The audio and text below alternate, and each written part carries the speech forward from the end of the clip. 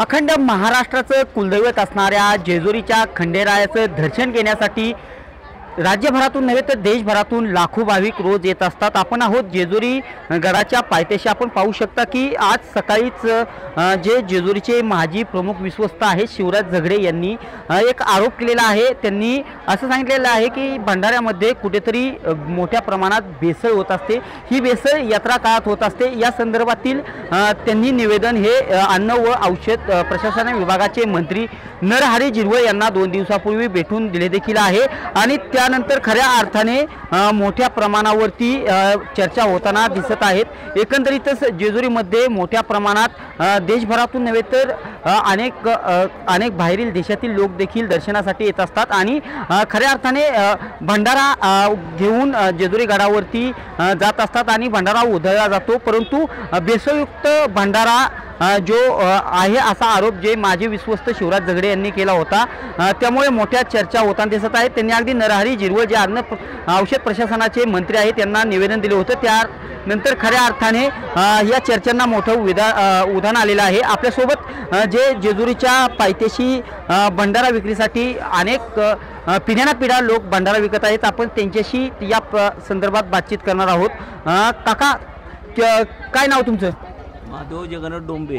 किती वर्षापासून भंडारा विक्री करता? हे भंडारा खोबरं आमचं दुकान कमीत कमी 8वी-9वी पिढी आहे। आता जो माजी विश्वस्त आहेत यांच्याकडून जो आरोप होतोय की भंडाऱ्यात कुठेतरी भेसळ होती, काय भेसळ होते म्हणजे काय सर्व ठिकाणी होत नाही। हाय चौकात पोहतं तर बोलायचं म्हणलं तर कोणी बी भेसळ विकतच नाही।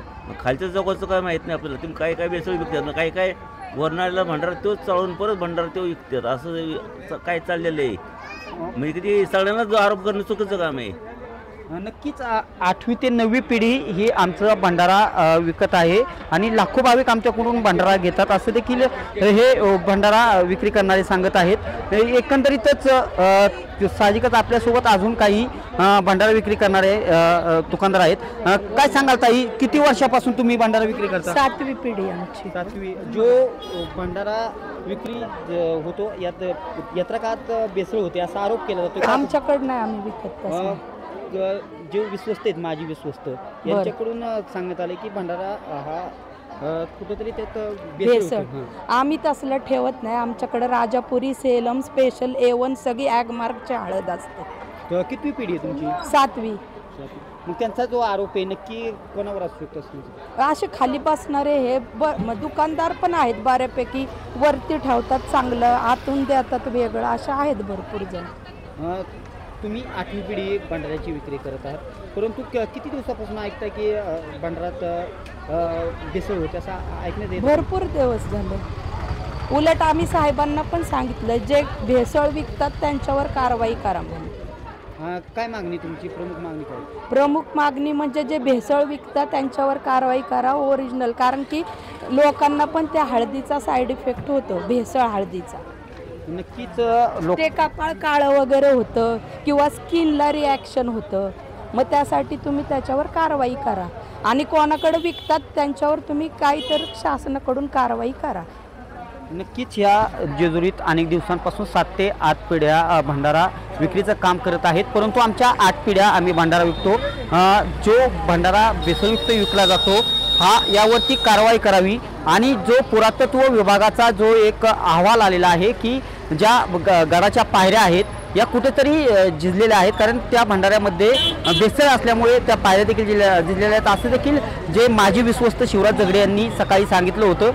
त्यानंतर खऱ्या अर्थाने त्यांनी अन्न व प्रशासनचे मंत्री आहेत जे नरहरी झिरवळ यांना भेटून निवेदन दिलं होतं आणि मागणी केली होती की जे भेसळयुक्त भंडारा आहे याची चौकशी व्हावी आणि खऱ्या अर्थाने देशभरातून नव्हे तर अगदी परदेशातून मोठ्या प्रमाणात जे भाविक खंडेरायाचं दर्शन घेण्यासाठी येतात त्यांना चांगल्या पद्धतीचा भंडारा मिळावा अशी देखील मागणी होताना त्यांनी केलेली आहे आणि त्यावरती जे प्रमुख विश्वस्त आहेत यांनी देखील आपलं म्हणणं मांडलेलं आहे। आमचं देखील जे मागणी होत आहे त्या मागणीला आमचा पूर्ण पाठिंबा आहे आणि देवस्थान ट्रस्टच्या वतीने यावरती आम्ही त्या विभागाचे मंत्री असतील किंवा आमचं विश्वस्त मंडळ असेल यावरती कारवाई करण्यात आम्ही कोणतीही हेटाळणी करणार नाही किंवा आम्ही त्वरित कारवाई करू असं मत विश्वस्तांनी व्यक्त केलेलं आहे। परंतु कशा पद्धतीने यावरती जे भेसळयुक्त भंडारा आहे यावरती कशी कारवाई होते हे देखील पाहणं तितकंच महत्त्वाचं ठरणार आहे।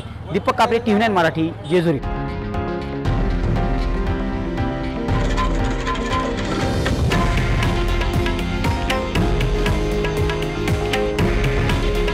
हे आहे देशातील नंबर 1 न्यूज नेटवर्क आणि आपण पाहत आहात TV9 मराठी। काळजी तुमची, हित महाराष्ट्राचं।